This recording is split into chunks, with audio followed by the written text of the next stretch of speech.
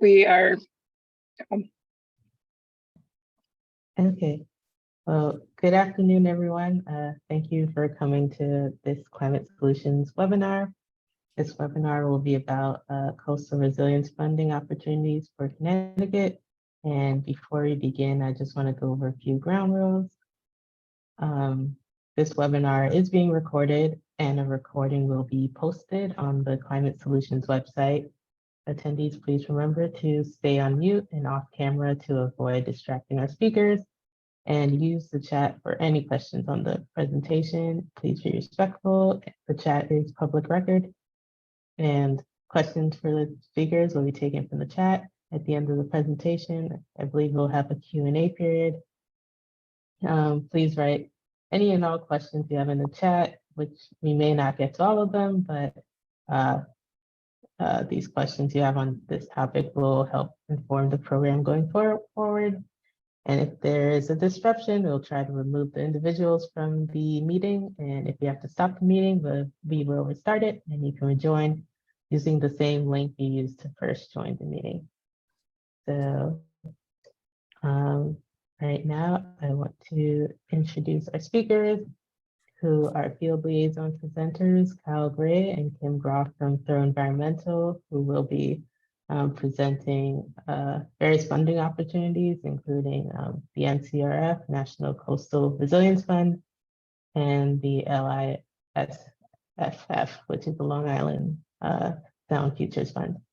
And I'll pass it over to you and stop sharing. Great. Thank you so much, Alanis. Let me put my slides up here and then we can get started. So Alanis, can I just get a thumbs up if you can see that? Perfect. All right. So great to have everyone here today. This is our second year in a row doing this workshop. So really happy to be back and be able to present on the National Coastal Resilience Fund and the Long Island Sound Futures Fund. Throwe Environmental, we are a consulting firm based out of Rhode Island, and we are field liaisons for two different National Fish and Wildlife Foundation's programs, both of which we'll be presenting on today. And in that role, we conduct outreach and we just help applicants build competitive proposals. So we know it's a lot to go through that grant writing process. We know there's a lot of funding out there. So navigating that can be tough. And that's what we are here for. We're here to kind of brainstorm and think through proposals with you and help you position them in a way that'll put you in the most competitive position for funding. So in the context of both of these programs, as field liaisons, I said that we're kind of providing general support, but we can also, that can take a couple of different forms. We can do workshops and webinars like this as field liaisons, but we can also provide one-on-one feedback and direct support for folks who are putting together proposals. So if you're a grant writer for a municipality, or if you're a part of a watershed group who is working, with your small team to put together an application, we know that can be tough. So we can help you think through project ideas and decide whether or not they're a good fit for this funding program. If you apply and you're not selected for funding, we can help you workshop that to reapply potentially, or to apply for a different funding program. And then if you are accepted for funding, obviously throughout the life of the grant, there are different check-ins. So if there's any need for troubleshooting there, we can help with that. So with that, I'm going to go into the NCRF program. It's the National Coastal Resilience Fund, and I'll show you in a minute what we mean by coastal, because it's quite a big area in Connecticut. And then after that, I will pass it off to Kim Groff, one of my colleagues at Throwe, and she will talk about the Long Island Sound Futures Fund, another Connecticut funding program. So starting with the Coastal Resilience Fund, this program has been around in the National Fish and Wildlife Foundation for about 5 or 6 years. I believe this is the 6th round of funding we're going on. And over that course of time, it's typically been a $30 or $40 million program. It's been fairly reliable in that sense. But over the last 2 cycles, this being the second, that funding amount has gone up dramatically. Now it's $140 million of funding available for the next 4 cycles. So that's $140 million per cycle. And that is all coming down from the BIL and other congressional appropriations. So there's all this new federal funding here in this program. So we're seeing, a lot of interest in it, and that's what makes it, a competitive program. And that's why we want to give you the tips and tricks to be successful in this one. So at its core, this program invests in nature-based solutions that enhance coastal resilience and fish and wildlife habitat. And you'll hear me say that time and time again. So I would write it down, underline it, highlight it, whatever you need to do. It is a nature-based solutions program that enhances coastal resilience and fish and wildlife habitat. One of the good things about this program in terms of how it's structured is because it's run through the Fish and Wildlife Foundation, there's an opportunity for public-private partnerships. So most of the funding is coming from NOAA. Some is coming from the Department of Defense. And then there also are contributions from the private sector. So you'll see some of those partners on the right side of the screen. But because NFWF itself is not a government agency, they can loop in those private sector dollars to help enhance overall conservation outcomes. So I'm going to reiterate this again and then talk about some should haves too, but the must haves, and when we talk about program priorities for NCRF, are nature-based solutions, community resilience, and fish and wildlife. And when we talk about nature-based solutions, that would be the actual intervention that's happening on the ground. So whether you're planning for a nature-based solution or whether you are implementing one, that would be the what of your proposal. That's what you're actually doing. That nature-based solution can look different across the country. Obviously this is a national fund, so what you're putting on the ground in the Great Lakes and Alaska is going to look very different than what you put on the ground in Louisiana or in Connecticut. So there's a somewhat of a regional approach here, but nature-based solutions should be appropriate for your region, and they should really look to use natural or nature mimicking solutions to fight the impacts of coastal hazards. So that could be something in New England, especially like a living shoreline or dune restoration, maybe. So when we talk about coastal hazards, I want to be clear, those hazards for this funding program, your coastal hazards really should be focused on water quantity, not water quality. So this program that I'm talking about will all be about water quantity. It'll be about flooding, erosion, sea level rise, things like that. Kim's program, when she presents, will be mostly about water quality. So that will focus on nutrient reductions, pollution down into Long Island Sound, things like that. But this one is all about flooding and all about erosion. So those are the big drivers here. So when we're talking about coastal resilience, that's what we mean. And when we talk about community resilience, it's all about the resilience benefits to community-based infrastructure and community lifelines. So those can be things like highways, they can be, transportation arteries, they can be hospitals, schools, municipal infrastructure. It can be social infrastructure too, like vulnerable communities, communities designated as EJ populations, maybe historical assets or tribal cultural sites or tribal sustenance resources. So there's a broad range of what can fit into community resilience, but it really should be kind of at the core of your community, and it should be those things that are really instrumental to your community's well-being. And then lastly, the fish and wildlife benefit, that can be demonstrated in a number of different ways, but it really should be at the core of a proposal. And I would say the easiest way is to probably look back to endangered species lists or any other listed species that show up in different planning documents that you've got at the municipal level, that nonprofits have done, maybe that show up at the state level. And if you can identify areas in your project area that maybe are valuable breeding grounds for different species, or if they're nesting grounds, you would want to highlight that type of stuff if there's a migrating corridor. Those are the types of benefits that you would want to bring into a proposal. And if you can enhance those habitats, all the better. So those three on the left are the must-haves for any competitive proposal. It would be really difficult, and I can't say you wouldn't be able to get funded, but it would be really difficult for you to apply for funding without having those 3 bullet points. On the right are the should-haves, and this is what will set proposals apart, and this is what will make you the most competitive. So all proposals, regardless of what phase of funding you're applying for, should have a strong community impact and should engage the community in a meaningful way. So I'll show you in a few slides that there are 4 different categories of funding. The first one's planning, the second 2 are design, and then the fourth is implementation. And community engagement tends to be most natural in the first one because you're going through that community planning process, but engagement should happen regardless of what phase of the project you're in. So if you're doing a design, you should be, you know, for this proposal, going to the community and ground truthing that design, letting them give some feedback, and then taking their feedback and showing how that has meaningful, or it can be meaningfully used in your proposal to potentially change or influence designs. So you want to make sure that the community members, the partners that you're working with, all have an actual stake in the game. On innovation, this program has some room for innovative techniques. Part of that is the nature-based solutions piece. But you can use the tried and true in this program, or you can try techniques that help us think a little bit differently about coastal resilience. So you'd want to explain in your proposal, you know, how what you're doing is based on sound science, whether it's something that's been done, you know, 1,000 times over, or if this is only the second time it's ever been done.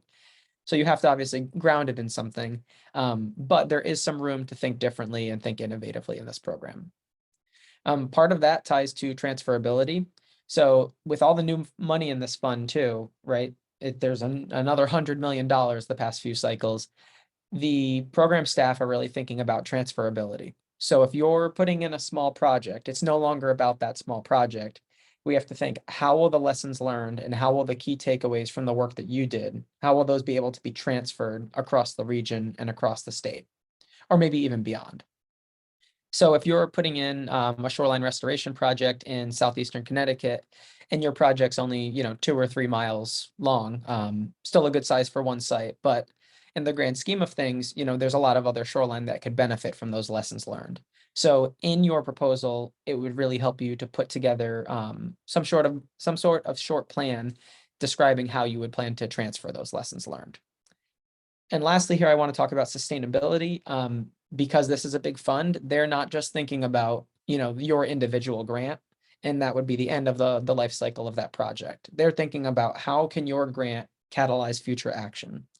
So if you're doing a community planning grant, they want to think, what's the long-term benefit of that, right? If you get funded for that plan, how will that turn into design on specific projects, and how will those projects then be implemented and really benefit the community over time?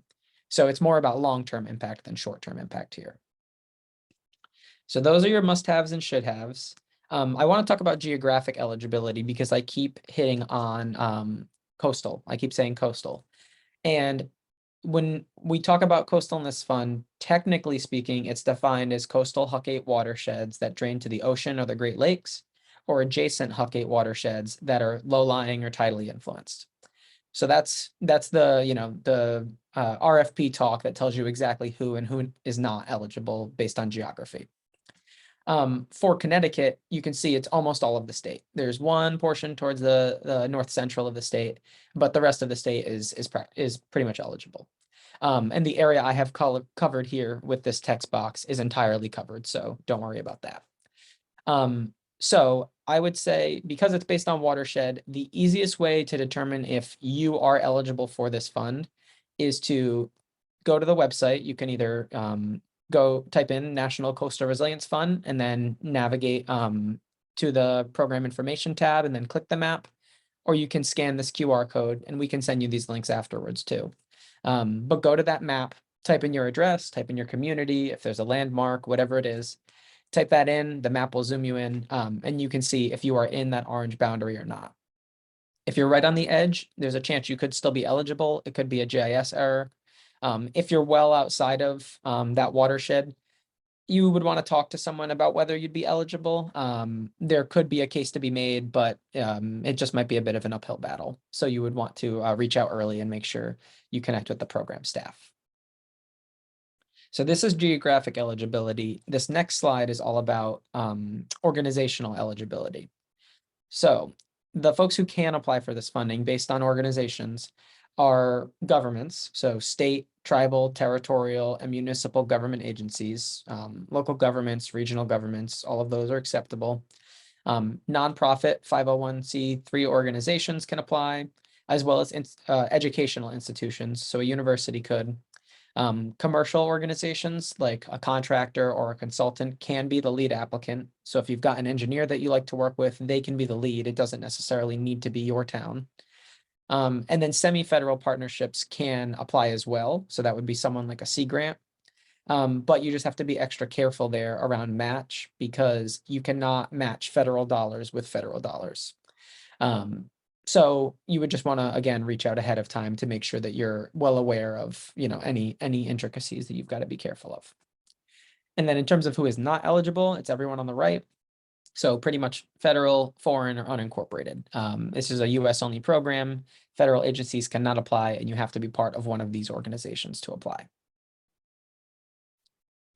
All right, so I mentioned the 4 priority categories here, and these are essentially what your track would be in this funding program.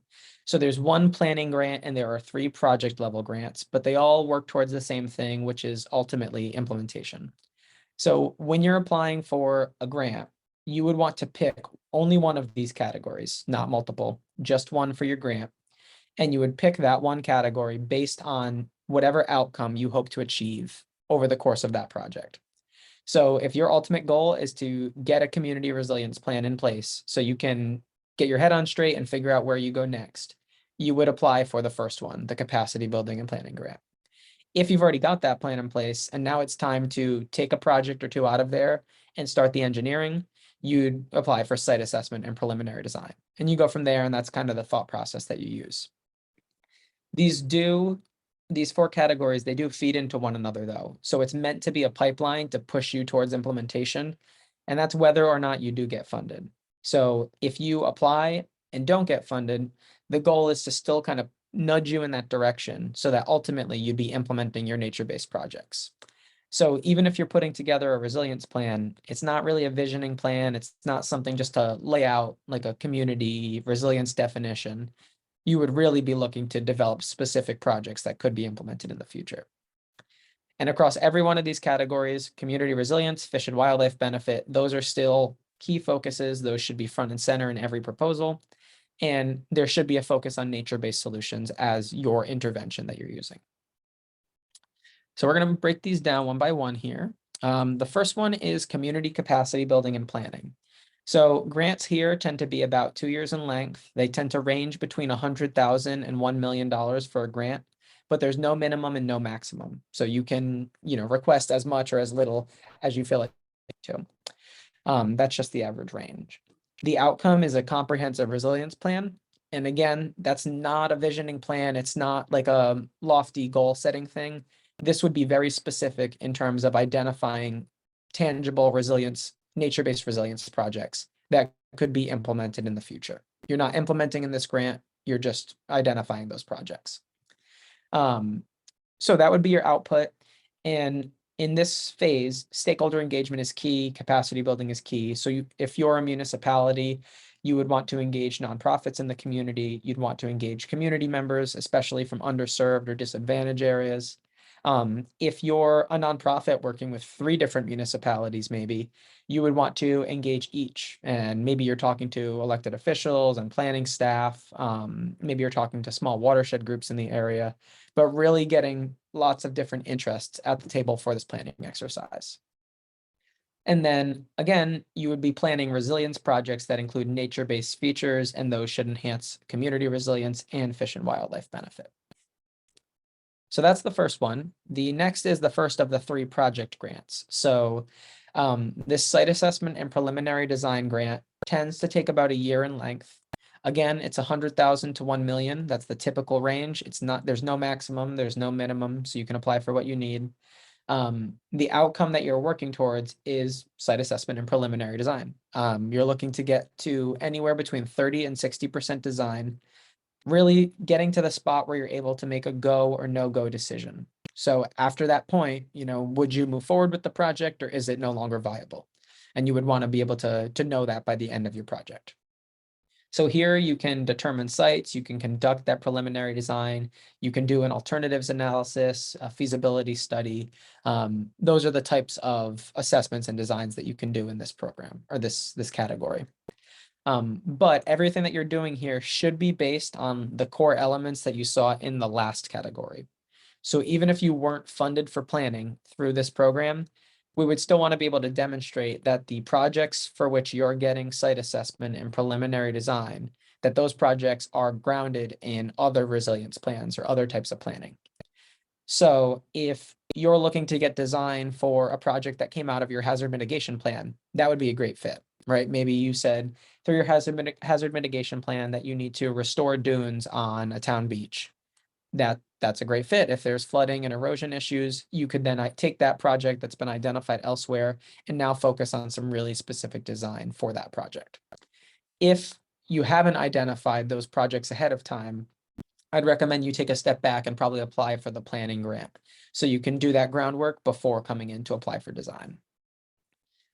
This category can also include conversations with permitters. So those don't need to be completed here, but they can start. And that tends to be a good look for a proposal. And then you can also include some baseline monitoring too, so you can gather that data ahead of time and then compare back to it once the project is complete. So the next one is another design category. This is final design and permitting. Projects here tend to be about 1.5 years. It's the same grant range on average, 100,000 to 1 million, no maximum, no minimum. But the outcome here is final design. So you're getting as close to shovel ready as possible without actually putting the shovel in the ground. And the level of design tends to be anywhere between 90 to 100% design. Permitting should be well underway here. You should be having those conversations with permitters and have a good sense of, how far along you'll be able to get and what the likelihood of getting those permits actually is. But they don't necessarily all need to be complete. So there's an understanding that that timeline just takes a little bit. Some key components for this one, the project should still be grounded in previous planning. So that goes back to what I said on the last slide. You should have already conducted your preliminary design. So this is the natural next step. And this should be positioning you then for restoration. So that's through the design, the permitting, and then any baseline monitoring that you do as well. And the last one is the big kahuna. This is the one that everyone likes. This one ranges between $1 and $10 million on average, no max, no min. And this is for restoration. This is the construction or the implementation phase of this program. It tends to be up to 3 years in length, with an additional year on the back end of monitoring. And that's where you'd compare back to the baseline data to determine how effective your project has been. So this one's all about implementation. There really isn't any planning or design left in this phase. This is where all of those past 3 categories, whether you were funded for those through NCRF or if you did those on your own, where those 3 all tee up implementation. So projects should be prioritized elsewhere, your design should be complete, and you should have pretty much all of your permits or as far along as you can really get with those permits in order to get this grant and to start implementing.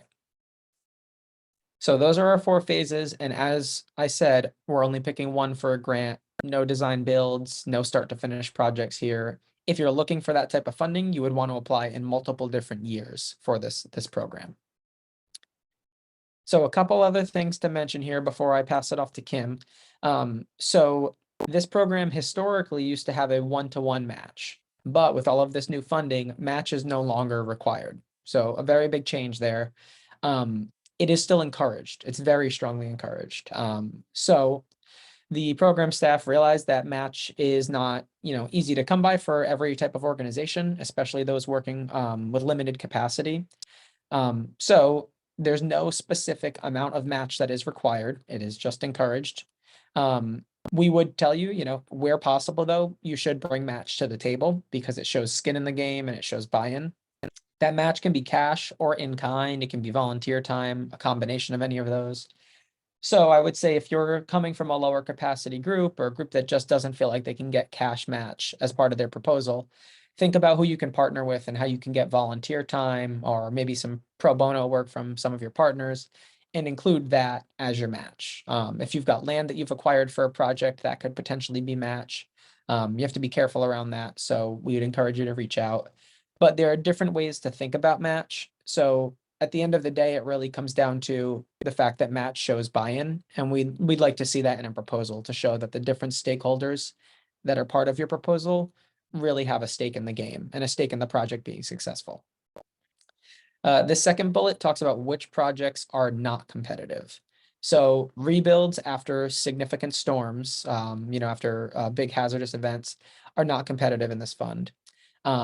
Research projects, that you might see coming out of a university or a nonprofit, typically those types of projects where you're collecting a lot of data and you're not even really at that planning stage yet, those are not competitive. And then non-natural structures or hardened gray infrastructure are not priorities. There is some room for hybrid projects here. Those are acceptable, but you'd have to demonstrate, how you've thought about the nature-based projects and why it needs to be hybrid versus just nature-based. Again, we put this here just for further emphasis. This third bullet, it's all about community resilience when we're talking about flooding and erosion and fish and wildlife habitat. And both of those should happen because of your nature-based solutions. This next one I touched on earlier, priorities given to projects with transferability, innovation, and sustainability that are tied into them. There's also priority given to projects that are led by or that meaningfully engage tribes and underserved communities. So if you have a project led by a tribe or a tribal organization or a nonprofit that works with tribes or underserved communities, those could be, really strong lead applicants because of that priority. We would say though that the biggest piece of, I think, this bullet is not who the applicant is necessarily, but the meaningfully engage. So even if you're, a nonprofit, say a large statewide nonprofit, but you're like really working with the tribe, really working with some underserved communities, and they've got tangible, meaningful engagement that actually gives them a say in the final work products, and that really helps the community, that type of project could be really competitive. So it's really about intention there, not just, who's leading the project. And one of the last things I want to mention here is that there are 2 stages for a proposal in this fund. So the first is the pre-proposal. It's a 2 to 3 page project narrative, and that is due April 12th. So short turnaround time with that one, but it is only 2 or 3 pages. And the RFP has been on the streets for about a month now. So in that, you would explain what the problem is that your community is facing, what the proposed nature-based solution is, and then what your benefits are to community resilience and to fish and wildlife habitat. You could talk a bit more about your community in that proposal, but that's really it. It's 2 to 3 pages, so it's the narrative itself is kind of limited.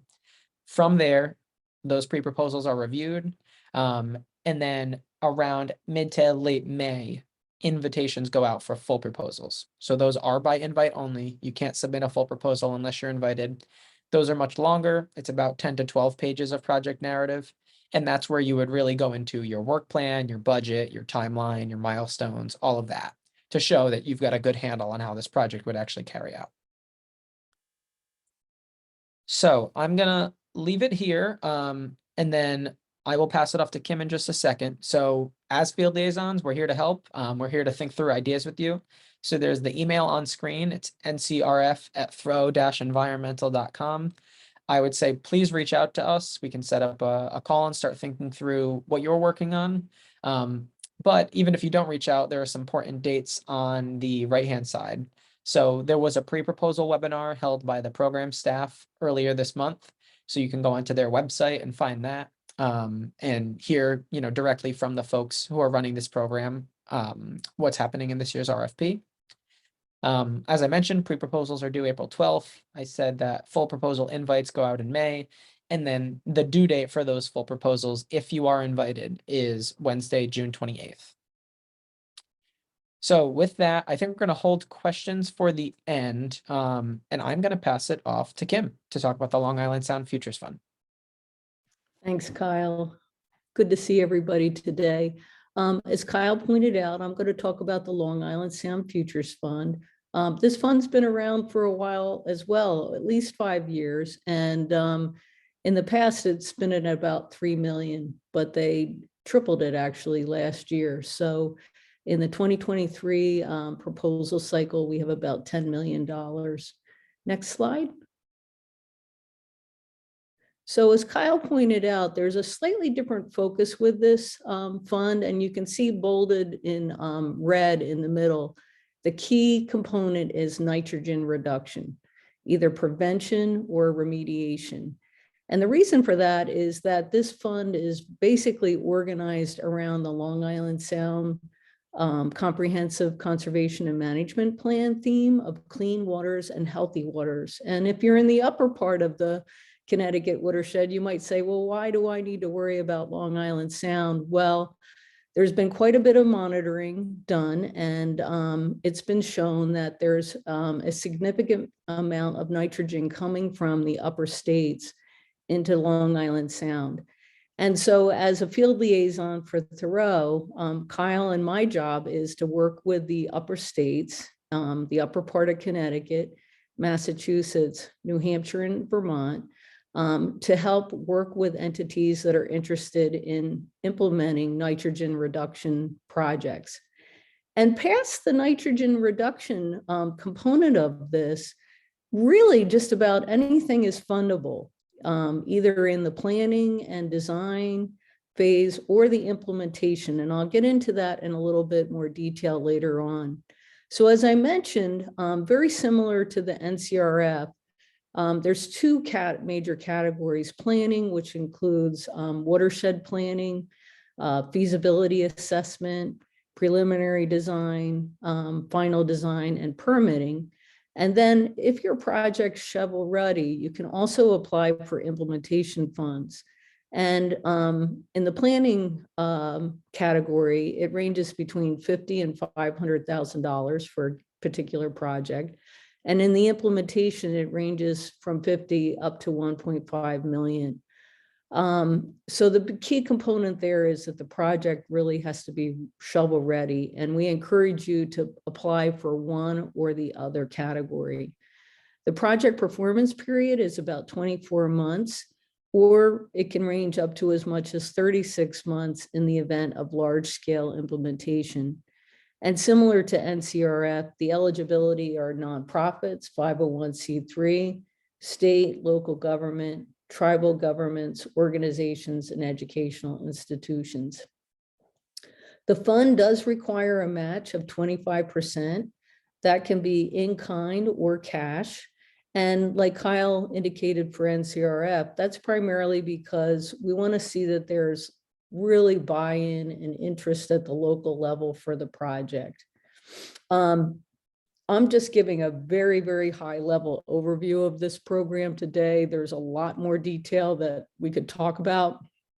So I encourage you, if you do have ideas that would lead to nitrogen reduction, and I should point out, in the upper watersheds, if you're working on phosphorus reduction, typically a lot of the same measures that would lead to phosphorus reduction in freshwater systems would also lead to nitrogen reduction. The RFP is open, and I can put that a link to our website in the chat if you're interested in reading more about the requirements. Proposals are due May 10th. This is not a two-step process like NCRF. There's basically a proposal process that you go through. It's an online application, and those proposals are due May 10th. And once they're reviewed, you would hear either way, if you were awarded or if you were declined, you would hear by November 23rd. So I strongly encourage you to reach out to Kyle or myself to bounce ideas off of us if you think this is a fit for your program. Next slide. I want to talk a little bit, and I apologize, I should have clipped the Connecticut section of this, but if you are interested in finding out if you fall within the Connecticut drainage area, we have a map, an online map. It's nfwf.org/LISFF. And you can click on application. And this map will allow you to zoom to anywhere in the watershed.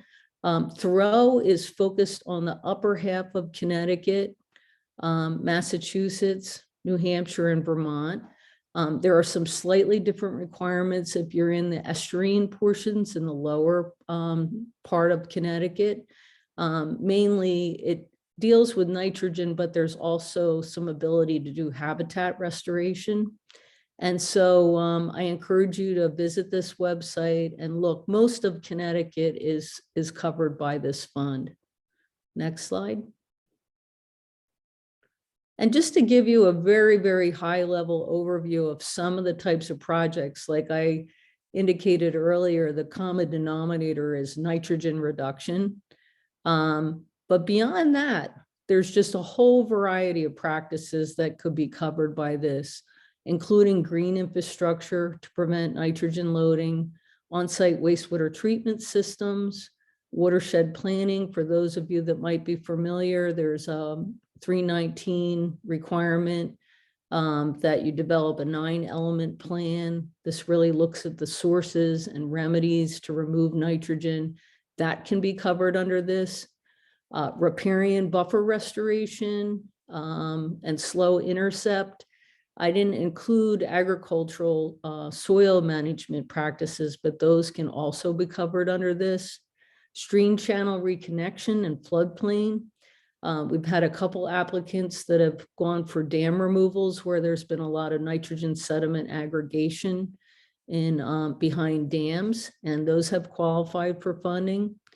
In-stream restoration processes that reduce nitrogen in the downstream portions, and replacing culverts. So in other words, if intense storm events come along and you have a vulnerable culvert that could result in failure, that can also be covered through this grant. Next slide. Some examples of projects that have been funded in Massachusetts, a couple of wastewater treatment plant upgrades. So oftentimes this grant isn't enough to really cover the implementation, but the planning, study, feasibility assessment, design work associated with optimizing wastewater treatment plants for nitrogen removal are definitely eligible. And we funded a couple up to about $300,000. Bed and bank restoration, so bank stabilization and riparian buffer restoration, both at New Hampshire and Vermont. And those projects range between 150 and close to 300,000 in grant awards. And then, of course, green infrastructure and low impact development. So removing impervious cover and replacing it with green infrastructure. We've had successful projects, a few of them, quite a few actually in Connecticut, where those projects were awarded up to about 250,000, and also in Massachusetts. I wanted to just point out that there's been quite a lot of work looking at the loading from nitrogen in the upper portions of the Connecticut, Massachusetts, New Hampshire, and Vermont. And what they found is that under high flow conditions, high water, stormwater events, about 60% of the nitrogen load comes from stormwater. And under drought conditions, it flips, and about 60% of the load comes from wastewater treatment plants.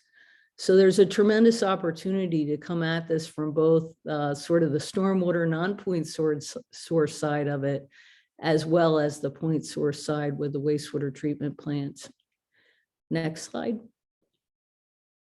This is just an example of one of the projects that was funded, little over $500,000 to remove impervious pavement and put in low impact development and green infrastructure in Naugatuck, Connecticut. So I encourage you, next slide, please reach out to Kyle or I if you have questions, if you want to bounce anything off of us. I've actually have a background in watershed planning, and I love to talk with folks about their project ideas. So feel free to reach out at any time if you think this is a fit for your project. Thank you. All right, so I'm going to take the slides down here. I see we've got some questions in the chat. So while I read some of these off, I'll encourage folks to keep typing any questions they have, and I'm going to go back to the beginning here and see what we've got. So I think this first one came in for NCRF here, but maybe we can cover it for both funds, Kim. For NCRF, someone said that this seems like a construction-focused program. Will these funds cover acquisition at all or in the future? So I kind of touched upon this very briefly in my portion. NCRF funding cannot typically cover acquisition. It is extremely, extremely limited. I don't know if I could give a percentage to how many, proposals would be able to be funded for that, but it is very, very, very limited. The only time that acquisition is considered for an NCRF proposal is when it's a last ditch effort. So if the acquisition was absolutely necessary to enhance the resilience of the project and it was fundamental to the resilience components of that project, then it could potentially be considered on a case by case basis. So a lot of different, limitations there. It would also have to be last ditch funding in that you have really exhausted all other funding opportunities for acquisition. I don't expect that to change in the future. So I would say odds are if you have an acquisition, it probably would not be funded under NCRF. If you happen to feel like you fit in that extremely narrow lane of what type of acquisition could be funded, I would say you definitely have to reach out ahead of time and make sure that you're working with program staff to decide if that's even a potential option. Let's see, Kim, did you want to talk about acquisition in the futures fund at all? I know it's mostly the same. Yeah, it's pretty much the same thing. In fact, I'm not aware of a project that was awarded for acquisition through Long Island Sound Futures Fund because of the pollution reduction focus. It really wouldn't be an option, I don't think, for Long Island Sound. Okay. This next one here, I think this is building on that. So I just want to make sure we answered this question. So this person said, we have so much construction that is so tight to water bodies that those will need to be purchased and removed even before other restoration projects can be contemplated. Yeah, so I would say if the acquisition itself becomes that essential, then that's where you should reach out to program staff to see if it's a competitive fit for this program. But I think, like we had both just said, they would probably direct you to look for other sources of acquisition funding first to see if that's a better fit, because the pot is just so limited for these types of funds. All right, other questions from folks? That's all I saw in the chat. You can also feel free to raise your hand and come off mute if you'd like.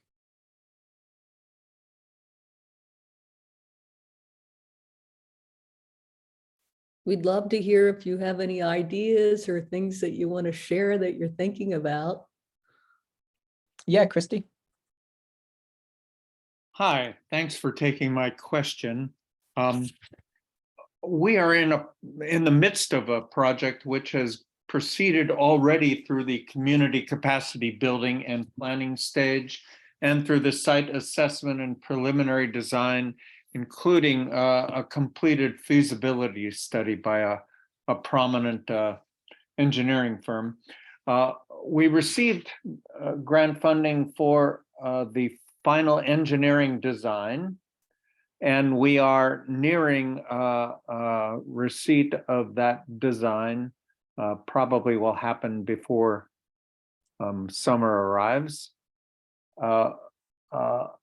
However, the grant we received did not include the proceeding to achieving the permits, acquiring those permits, though the design process does entail some give and take between the engineering firm and the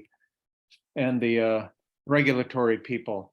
So here I'm coming to my question, which is that can we or should we, could we apply to NCRF just for the permitting stage of our project?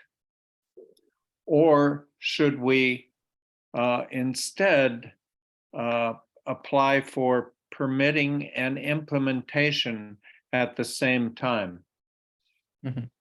So you're saying the final design itself has been mostly completed, though? Correct. Okay.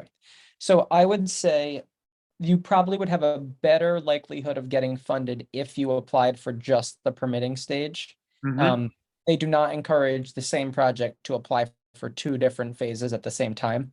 So I would say your options are either to apply for final design and permitting as the third category.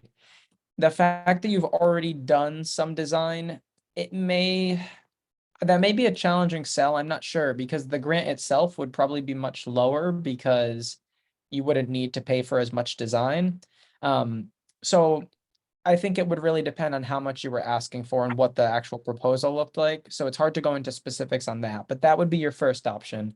The second would be to wait until the design and permitting is completed and get funding elsewhere, and then come back into this fund for the construction after design and permitting are complete. And then this could potentially be your implementation funding. Thank you.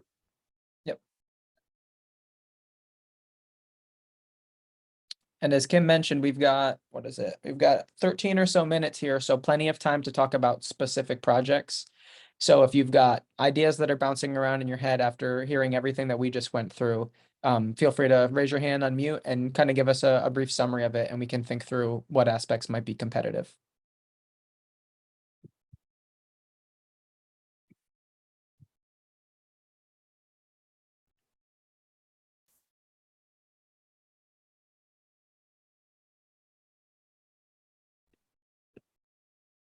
Hello, this is Hong. Hi, Hong, how are you? And yeah, I may not know your organization or your consultancy group well. So I don't know if you have introduced your group a little bit before I join in. Yeah. So when you say you can facilitate the help, how do you have specific slide to talk about that, or how your participation could help in the past? Have you helped in the past, and what we could benefit essentially from working? That's a great question. So I did just put the link to our firm's website in the chat, so you have that. And immediately above that, Kim has both of our emails. So you can always reach out. But essentially, our team at Throwe Environmental, which is a consulting firm, we're based out of Rhode Island. We do a lot of work in New England and the Mid-Atlantic, as well as nationally, on climate resilience and funding and financing around climate resilience issues. So that's our main focus.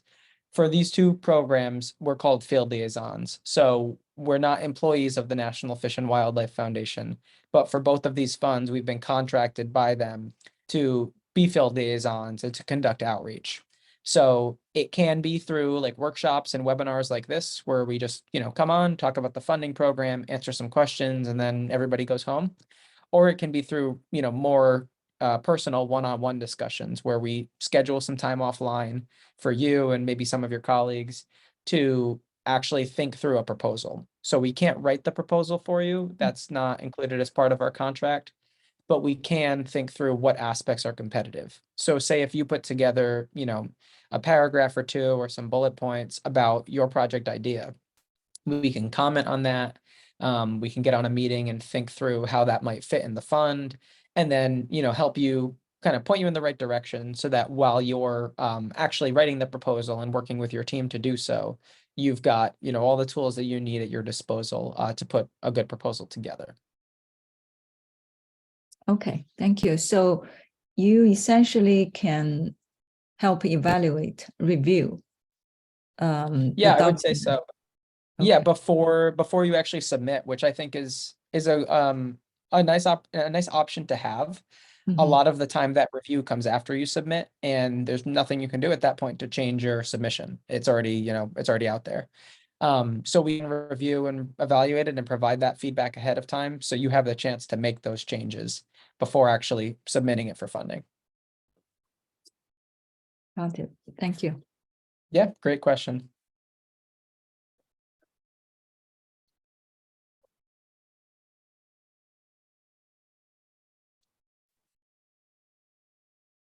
How about others? Any project-specific questions? Kyle, I was looking for the feedback form link for Long Island Sound Futures Fund. The other thing is that if you have ideas that you want to send in, you can also, we have a very simple form. You just talk about the site and what your idea is. And National Fish and Wildlife Foundation is very, very good at taking a look at these and giving you feedback before you submit.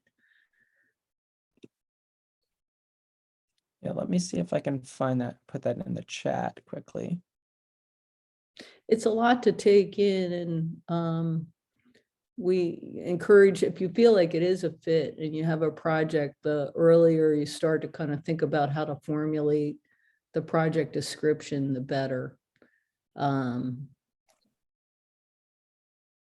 And also a lot of times consulting companies will also, if you have consultants that you're working with, I see Princeton Hydro's on the phone, they'll also work with you to help develop grant applications. I've had a couple of instances where municipalities have had engineering consultants on board, and they had a project and the consultants worked with them to help with the application prep as well. So I can't, for some reason, find the feedback form, which is what the program itself puts out to think through project ideas. But I'm gonna put a couple other resources in the chat instead that effectively do the same thing. So this first one is for NCRF, and this is a brainstorming worksheet that our team at Throwe has put together to help you organize your project idea. So it's formatted very much like a pre-proposal would be, where you identify the problem and the solution and what the benefits are and answer some of those questions. So that's just to, take what you have, kind of what you're noodling on, and put that on paper so you can actually think it through and align it so it looks like a proposal. So that's the first. And then we've got two different ones for the Futures Fund that I'm going to also put in the chat. So this first one is for the clean watersheds or clean waters and healthy watersheds theme. So as Kim mentioned, there's a couple different themes of this program. And I'll just write out which one this is. So the clean waters and healthy watersheds is the first one, and that is all focused on nutrient reduction, nitrogen reduction, and pollution down to the sound. So that's all about water quality. So that is in the chat. The second one here is for the sustainable and resilient communities theme. And that one is more about water quantity and more about flooding and erosion. So another source of resilience funding in the state. So I would say take a peek at both of those and, just start to think through ideas and start to jot some of that down. It'll help you organize your thoughts and put you in a position where once you reach out to our team or some of the program staff, you can actually come with something written down so we can react rather than kind of talking abstractly. We can give you really specific feedback. Yeah, and the other thing is that even if you're not ready for prime time in this grant cycle, it's a great idea to start trying to think about what you want to see happen in the next couple of years, because this funding is going to be around for the next 3-4 years.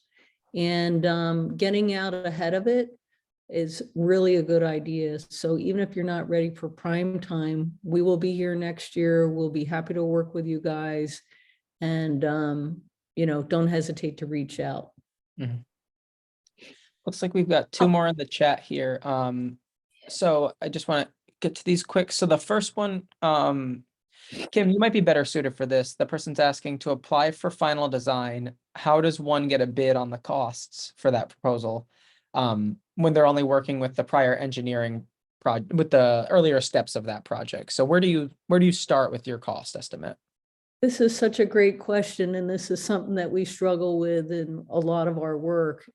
But if you have a good engineering company that you're working with, most of these firms operate as partners, from my experience, and they are willing to help you get some budget cost estimates together that are, put you in a position where you know how much funding you need to ask for.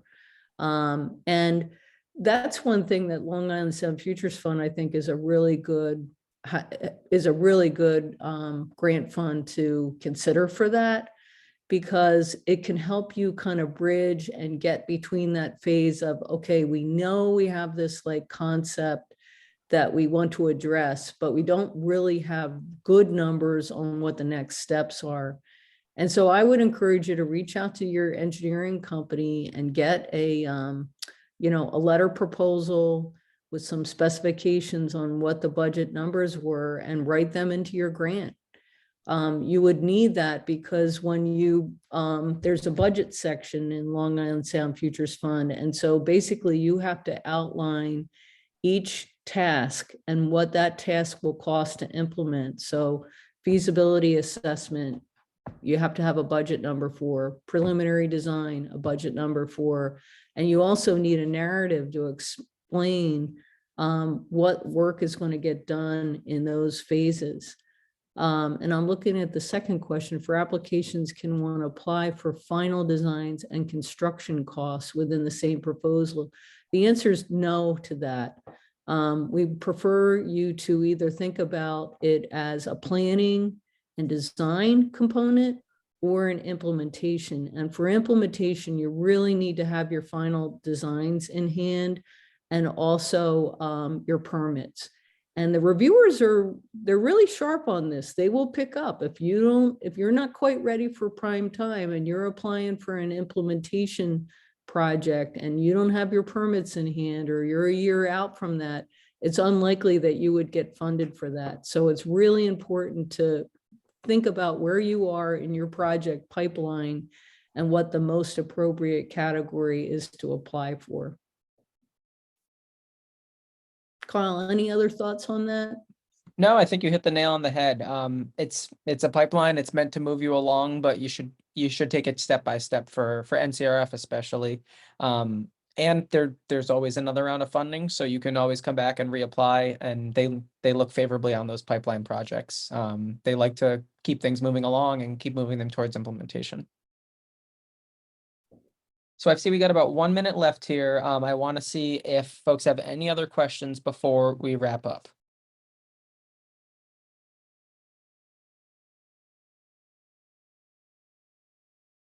All right, I am not hearing anything, so I'm going to toss it back to Alanis and Sarah to see if they want to close us out. Yeah, thank you so much for your presentation, and thank you to everyone for coming. If you attended, and for everyone who couldn't make it today, I will send a link to the recording of this in an email probably in a couple of hours. But thank you so much for coming, and have a great day. Thanks, folks.